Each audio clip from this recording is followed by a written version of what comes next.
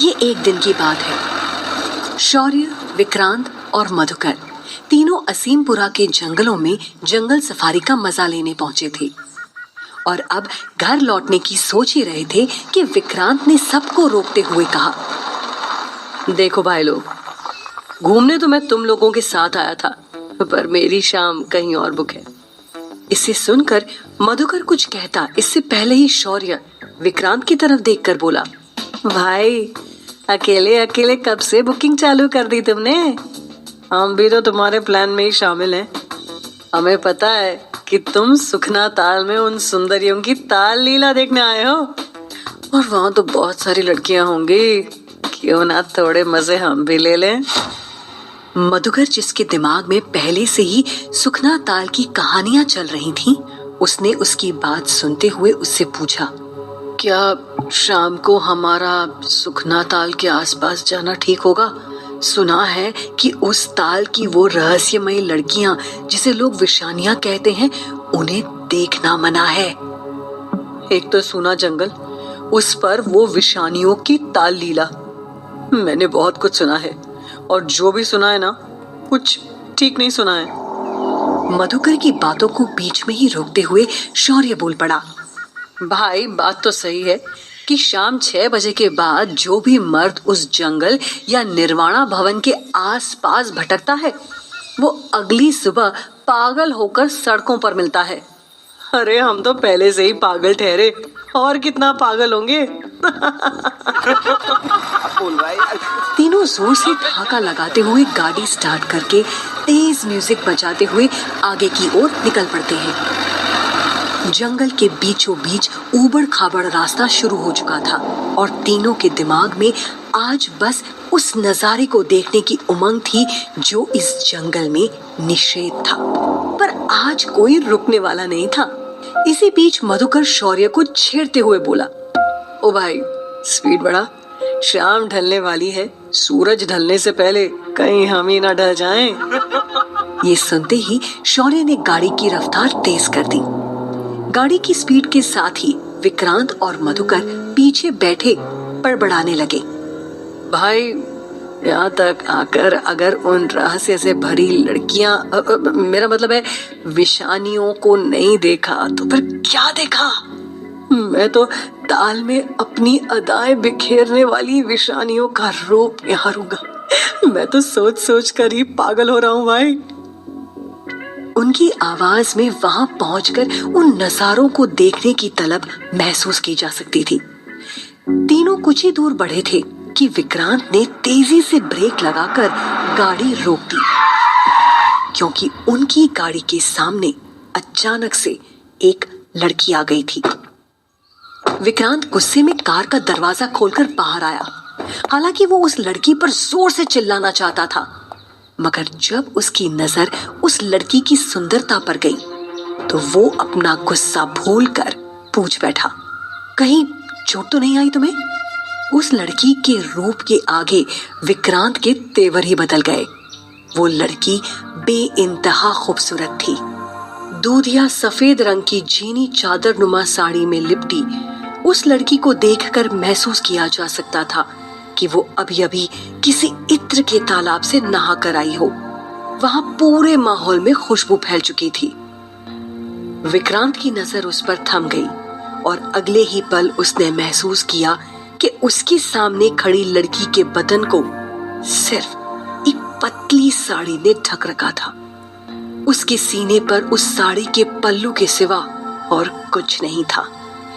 जीनी साड़ी में लिपटा उसका बदन देखकर विक्रांत को एक पल के लिए लगा कि वो कोई अप्सरा है। उस लड़की का आधा बदन ही ढका हुआ था। साड़ी उसके अंगों को छुपाने की एक नाकामयाब कोशिश कर रही थी। विक्रांत उसकी बनावट के हर सिरे का जायजा ले रहा था। घुटनों से थोड़ी नीचे और सीने के उबार से थोड़ा ऊपर तक कसी साड़ी को देखकर विक्रांत मन ही मन में चाह रहा था कि वो लड़की बस उसके सामने खड़ी रहे और विक्रांत सिर्फ उसे निहारता रहे। तभी उस लड़की ने पूछा, तुम्हें मालूम है ना कि इस जंगल में शाम के बाद रुकना मना है? क्या तुम यहाँ पागल होने आए हो? इससे पहले कि विक्रांत कुछ और बोलता, वो दोबारा बोल पड़ी। ठीक है, आ ही गए हो तो तुम्हारा स्वागत है, पर ध्यान रहे किसी भी नियम से छेड़छाड़ नहीं होनी चाहिए। नियम की बात सुनकर विक्रांत ने आश्चर्य से पूछा, नियम? कौन सा नियम? तभी लड़की ने उसके मुंह पर उंगली रखते हुए कहा, नियमों का पालन तो तुम्हें करना ही पड़ेगा। इस जंगल का पहला नियम, शाम 6 बजे के बाद इस इलाके के आसपास भी मत भटकना। दूसरा नियम, शाम ढलते ही सुखना ताल का नाम अपनी जुबान पर मत लाना। तीसरे और आखिरी नियम को जरा ध्यान से सुनो, निशानियां पवित्र हैं, उन्हें अपवित्र करने की कोशिश मत करना। इन नियमों को सुनने के बाद विक्रांत उस लड़की से बोला, हाँ ठीक है, सुन लिए हमने तुम्हारे नियम। तभी कार से विक्रांत के बाकी दोस्त भी उतरकर आने लगे। विक्रांत जब अपने दोस्तों की तरफ देखकर वापस उस लड़की की तरफ देखता है तो पता चलता है कि वो लड़की जा चुकी थी। दूर तक उस लड़की का नामो निशान नहीं था। विक्रांत और उसके साथी वापस गाड़ी में बैठ जाते हैं और गाड़ी स्टार्ट करके आगे बढ़ते हैं। विक्रांत ने गाड़ी बोर्ड पर लिखी दिशा की ओर मोड़ ली, जहां लिखा था, सुखना ताल और निर्वाणा भवन के लिए यहां मुड़े। करीब 10 मिनट तक गाड़ी चलाने के बाद विक्रांत ने अपनी गाड़ी रोक दी और गाड़ी से उतरते हुए कहा, देखो ठंडी हवाएं आ रही हैं, मतलब ये जो झाड़ियां दिख रही हैं उसके पार ही सुखना ताल है। चलो भाई लोग आ जाओ। विक्रांत के ऐसा कहते ही दोनों दोस्त गाड़ी से उतरे और विक्रांत के पीछे पीछे जाने लगे। आगे चल रहे विक्रांत ने कहा, देखो हम लोग ऐसे सामने जाकर उन्हें देख नहीं सकते, इसीलिए हम इन झाड़ियों के पीछे छुप जाते हैं। यहाँ से ताल एकदम साफ दिखाई दे रहा है। इतना कहकर विक्रांत झाड़ी के पीछे चला गया। उसके पीछे पीछे दोनों दोस्त भी गए।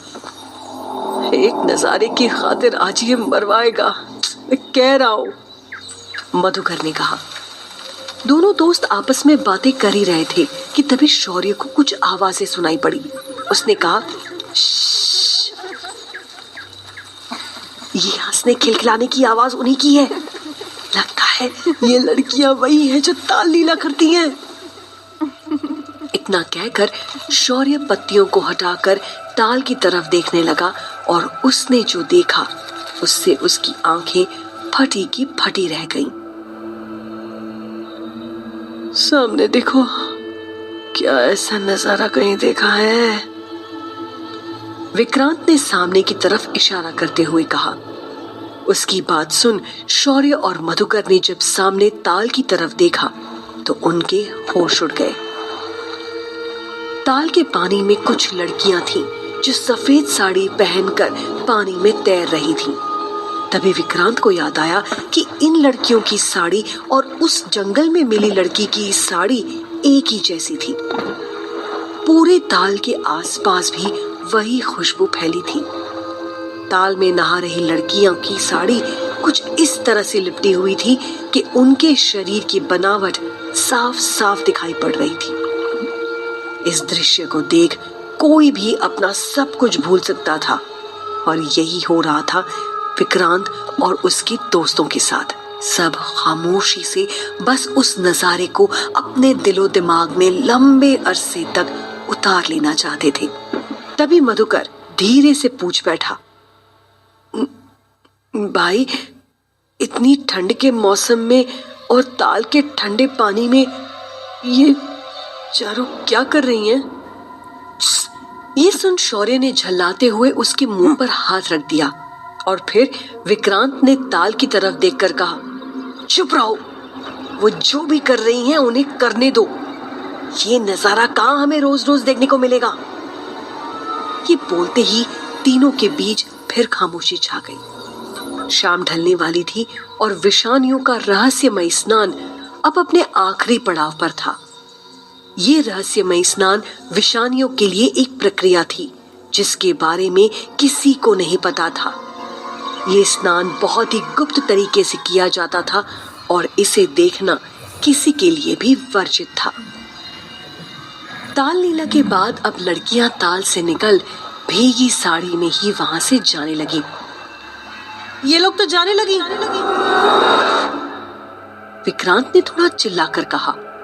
वो सारी लड़कियां अभी आगे बढ़ ही रही थीं कि तभी विक्रांत ने महसूस किया कि उन लड़कियों में से एक ने उसकी आवाज सुन ली है। इधर विक्रांत कुछ समझ पाता या कुछ बोल पाता, इससे पहले उस लड़की ने अपना सिर हिलाकर विक्रांत की तरफ देख कुछ इशारा किया।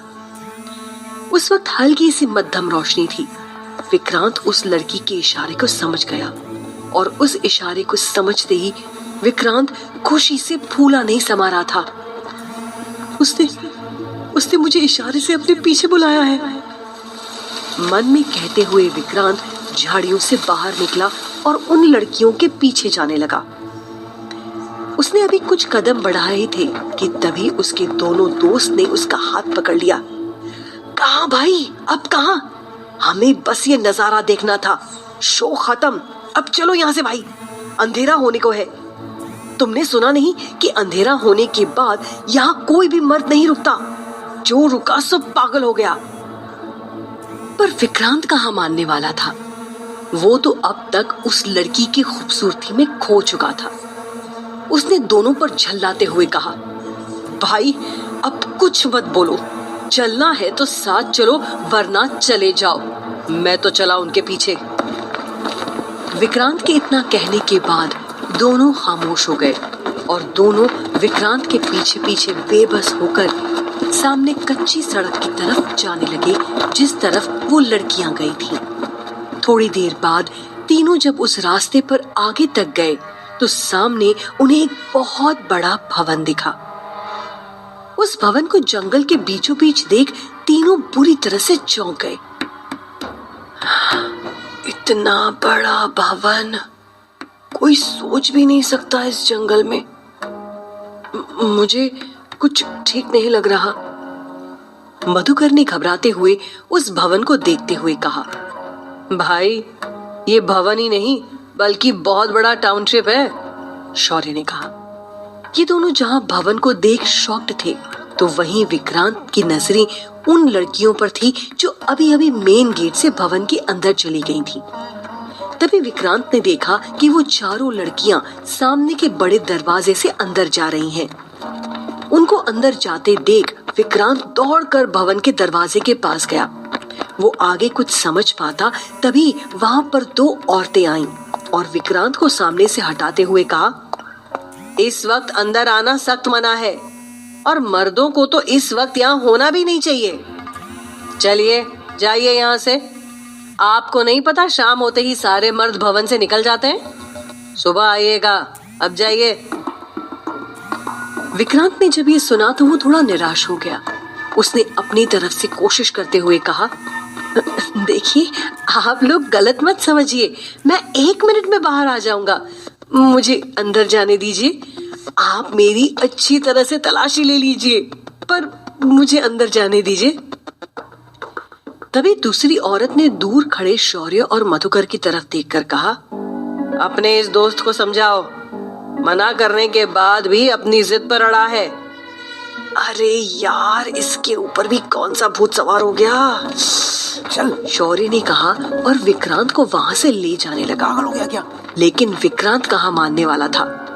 उसकी जिद आज दी गई चेतावनियों पर भारी पड़ चुकी थी, इसीलिए वो किसी भी हालत में भवन के अंदर घुसना चाहता था।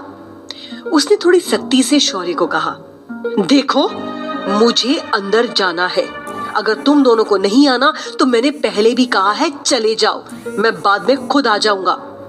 विक्रांत की जिद के आगे शौर्य और मधुकर ने हाथ जोड़ लिए और एक साथ कहा, ठीक है तुम्हारी मर्जी। इतना कहकर दोनों वहां से निकल गए। विक्रांत जो कि आज किसी भी तरह अंदर जाने की जुगाड़ में था, वो रास्ता ढूंढते हुए भवन के पीछे पहुंच गया। शायद किस्मत को कुछ और मंजूर था। इसलिए इतनी मनाही के बावजूद भी उसे अंदर जाने का एक रास्ता मिल ही गया। वो सबकी नजरों से छिपता छिपाता दबे पांव पीछे के रास्ते से अंदर पहुंच गया। भवन में घुसते ही विक्रांत ने महसूस किया कि वो एक अलग ही दुनिया में पहुंच गया है। भवन की मोटी मोटी दीवारों पर अजीब और गरीब चित्र बनाए गए थे। भवन का एक एक कोना उसे किसी अलग दुनिया का आभास करा रहा था। उस बड़े से भवन में छोटे छोटे कमरे मौजूद थे और हर कमरे से हर गलियारा ऐसे जुड़ा था मानो कोई भूल भुलैया हो। तभी उसने अपनी नजरें घुमाई और उसने जो देखा उसे देख उसकी आंखें फटी की फटी रह गईं। उसने देखा कि वहां मौजूद बहुत सारी महिलाएं सफेद साड़ी पहने एक अजीब सी धुन पर नाचे जा रही हैं और बीचों बीच कई सारे मर्द बैठे हैं जिन्हें देखकर लग रहा है मानो वो अपने होश में नहीं है।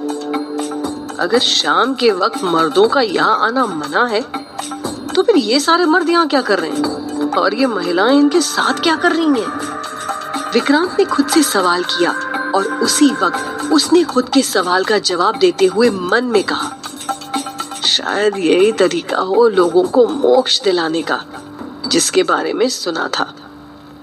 वो ये सब सोच ही रहा था कि उसने देखा कुछ लड़कियां धीरे धीरे एक कमरे की ओर बढ़ रही हैं और तभी विक्रांत ने उस लड़की को देखा जो उसे थोड़ी देर पहले जंगल के नियम समझा रही थी। ये यहाँ क्या कर रही है? क्या ये भी यहाँ की सेविका है?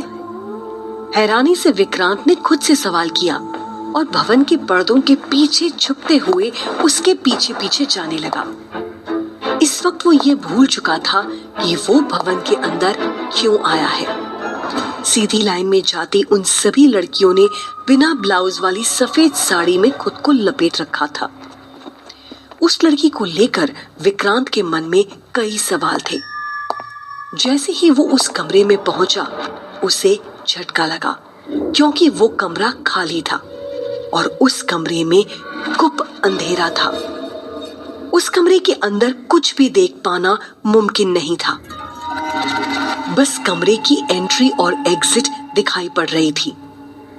मुझे यकीन नहीं हो रहा, इस कमरे में इतनी लड़कियां आई थीं, वो अचानक कहाँ गायब हो गईं? क्योंकि बाहर निकलते तो मैंने किसी को नहीं देखा। ये क्या हो रहा है? विक्रांत ने खुद से सवाल किया और अंधेरे में ही यहाँ वहां टहलकर उन लड़कियों को तलाशने लगा। तभी विक्रांत ने देखा जो एंट्री गेट खुला हुआ था वो भी अचानक से बंद हो गया और अब विक्रांत उस कमरे में चारों तरफ से कैद हो चुका था। अब उसे घबराहट होने लगी। विक्रांत ने छटपटाते हुए चिल्लाकर पूछा, कोई है? अरे कोई है? मुझे बाहर निकालो। वो अभी चिल्ला ही रहा था कि इतने में उसे कुछ महसूस हुआ। कौन है? क्या यहाँ कोई है? विक्रांत ने अपने हाथों से दीवार को अंधेरे में टटोलते हुए कहा, लेकिन विक्रांत को कोई भी जवाब नहीं मिला। तो उसे लगा कि शायद उसका वहम था कि कमरे में कोई है। उसने अंधेरे में ही कुछ कदम बढ़ाए थे कि अचानक से उसने सामने किसी को महसूस किया, मानो कोई विक्रांत से थोड़ी दूरी पर खड़ा हो। वो कुछ बोलना चाहता था, सवाल पूछना चाहता था, पर अगले ही मिनट उसके कानों तक एक मीठी मगर चेतावनी भरी आवाज आई, तुम्हें यहाँ नहीं आना चाहिए था। सुना था ना तुमने कि शाम के बाद जो मर्द यहाँ आता है वो फिर किसी काम का नहीं रह जाता, वो पागल हो जाता है। लेकिन फिर भी तुम आ गए। क्या तुम्हें इन बातों पर यकीन नहीं था? कितने लोगों ने तुम्हें रोका पर तुम जिद पर अड़े रहे। लेकिन अब जब इस भवन में आ ही गए हो तो यहाँ स्वागत है तुम्हारा, स्वागत है तुम्हारा, स्वागत है तुम्हारा। ये बोलते ही उस परछाई के पीछे एक बड़ा दरवाजा जो अब तक कहीं दिख भी नहीं पा रहा था वो अचानक से खुल गया और एकदम से आती हुई रोशनी विक्रांत की आंखों में पड़ी तो उसने अपनी आंखों पर हाथ फेर लिया। फिर धीरे से हाथ हटाते हुए वो दरवाजे की तरफ आगे बढ़ा। दरवाजे के बाहर देखते ही उसकी आंखें बड़ी हो गईं और वो अचानक से चिल्ला पड़ा, छी! क्या है ये सब? तुम सब ये क्या कर रही हो? पागल तो नहीं हो तुम लोग? विक्रांत ने जो सामने देखा था वो सब उसकी सोच से परे था। उसका मन घिन से भर गया था और वो धीरे से बोला, बाहर की दीवारों और अंदर की हकीकत में कितना फर्क है। मुझे कैसे भी करके यहां से निकलना होगा। वो ये सोच ही रहा था कि तब एकाएक वो दरवाजा बंद हो गया और उसने महसूस किया कि पीछे से किसी के नर्म हाथों ने उसके हाथों को जकड़ा हुआ है। वो अपना हाथ छुड़ाने की कोशिश कर ही रहा होता है कि एक आवाज आती है, ले जाओ और इसे निर्वाणाकृत कर दो। तभी उसे कुछ रहस्यमयी औरतें चारों तरफ से घेरने लग जाती हैं। विक्रांत उन औरतों के घेरे से निकलने की कोशिश करता है मगर वो नाकामयाब रहता है और धीरे धीरे वो औरतें विक्रांत पर हावी होने लग जाती हैं। और तभी अचानक विक्रांत की तेज चीख सुनाई देती है।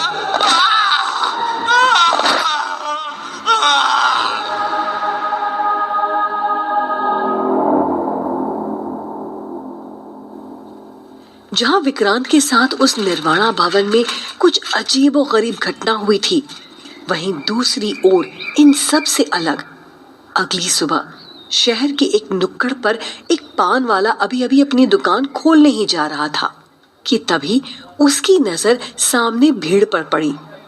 भीड़ को देख वो झट से वहां गया और पूछा, क्या हो रहा है यहाँ? इतनी भीड़ क्यों लगी है भाई?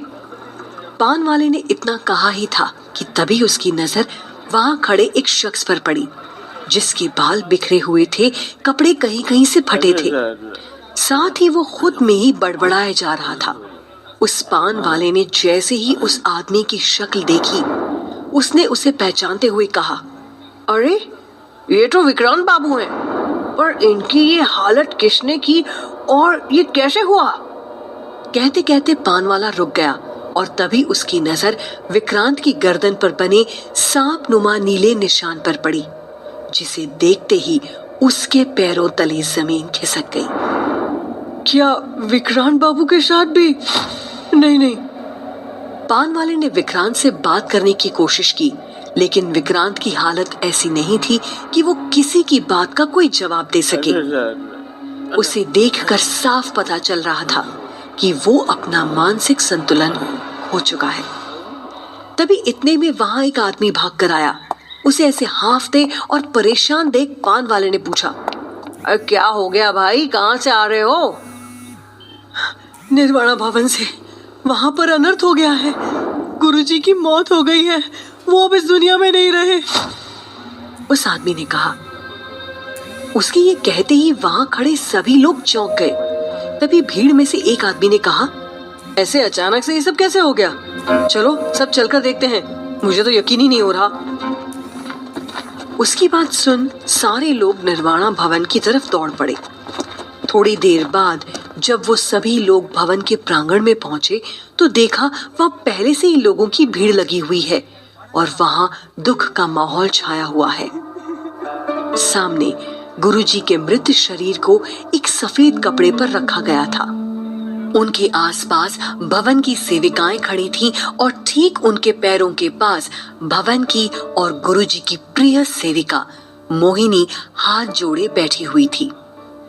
तभी पीछे खड़ी कुछ सेविकाओं की बातें पान वाले के कान तक गईं।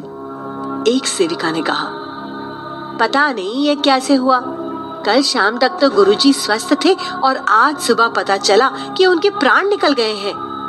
अचानक से उनकी मौत हो जाना कुछ समझ में नहीं आ रहा। एक और जहां कुछ सेविकाएं ऐसे सवाल कर रही थीं, तो वहीं लोगों में भी फुसफुसाहट शुरू हो गई थी। तभी गुरुजी के मृत शरीर के पास बैठी मोहिनी अचानक से खड़ी हो गई और मधुर लेकिन तेज आवाज में बोली, गुरुजी की मौत अचानक नहीं हुई है, बल्कि उन्होंने खुद ही खुशी खुशी अपने शरीर का त्याग किया है। उसकी बात सुनते ही सारे लोग खामोश हो गए। उसने अपना हाथ उठाकर सबको संबोधित करते हुए आगे कहा, हाँ, ये सच है कि गुरुजी अब नहीं रहे, मगर चिंता की कोई बात नहीं है, क्योंकि गुरुजी के अधूरे काम को मैं पूरा करूंगी और आप सभी की सेवा करूंगी। अब से गुरुजी के इस निर्वाणा भवन का ध्यान मैं रखूंगी। क्या हुआ निर्वाणा भवन में विक्रांत के साथ? क्या है राज गुरुजी की मौत का और कौन है ये मोहिनी? जानने के लिए सुनते रहिए मोहिनी।